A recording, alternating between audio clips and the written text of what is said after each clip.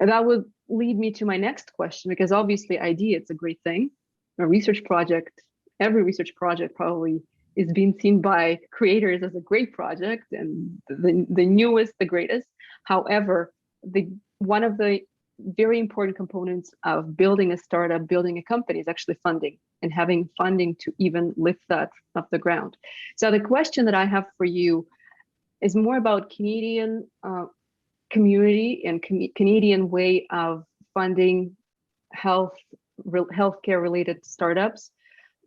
How hard it is to get some seed funding in Canada.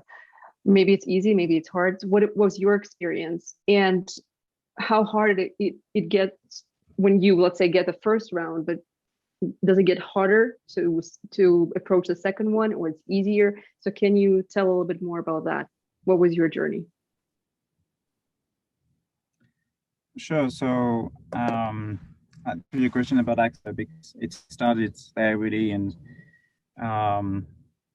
it was a way for us to approach also financing. Mm-hmm. So, accelerator we did was the creative destruction lab, and that was an incredible experience for us. It Mm-hmm. was transformational, personally and professionally. You know, it's kind of a Dragon's Den or Shark Tank, just without the TV. So you will meet with investors on a daily basis, and they will talk about you while you are on the podium, and either, you know, kick you out or keep working you because there's some interest.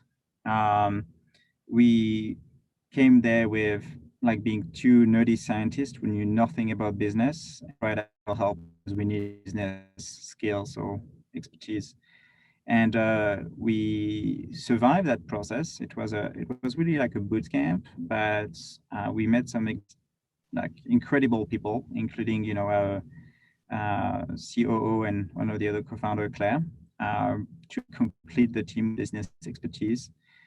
And it really allowed us to understand, you know, the company, what it takes when it needs to start to figure it out, and actually raise our first round of financing led by a few angels. And so that was even like what I will call a pre-seed, right? It's just you have friends and families, and then you have angel groups that may get together and invest in you. So experience, tons of accelerator out there. We had some good experience, but this one was probably ranking in the top 3 of what we did.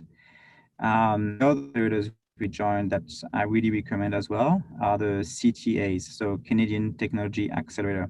So Canada has a network of accelerators across the globe. So you have some in Singapore, Taiwan, Hong Kong, a few in the US, but also Europe. And it allows companies to, you know, have some exposure to international markets, both in terms of product and sales, but also in terms of financing.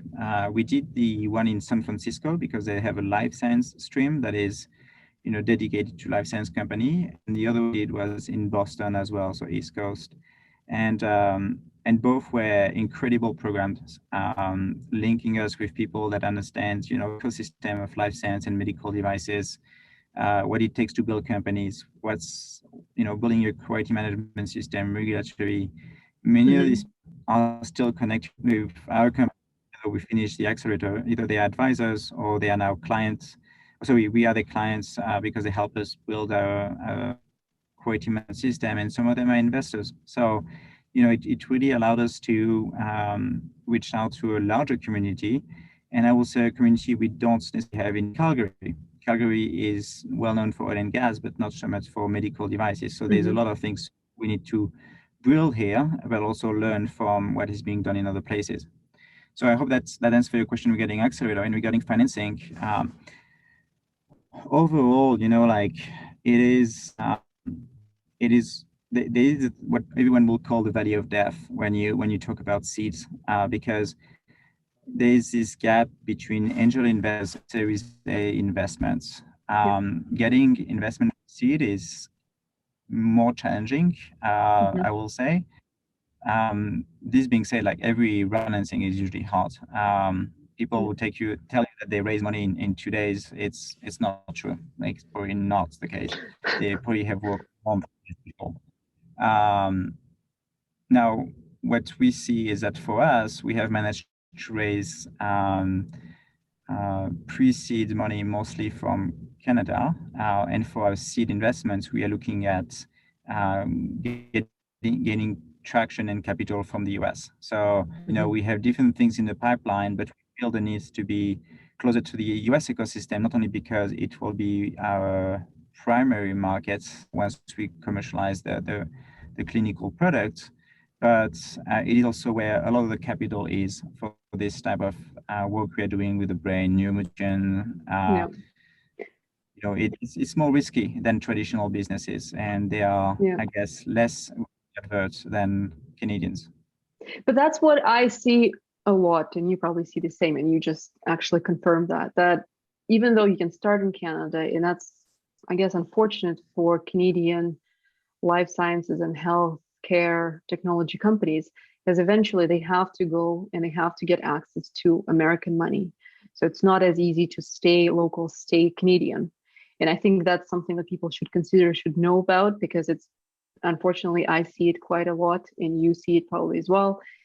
I wonder if slowly Canada will establish something more solid for companies like yours, when it is risky, but yet the reward they potentially can have in the future can be so much more, I don't know, tremendous, right? And the impact that it can have can be absolutely unbelievable. So I think that what people need to understand and know.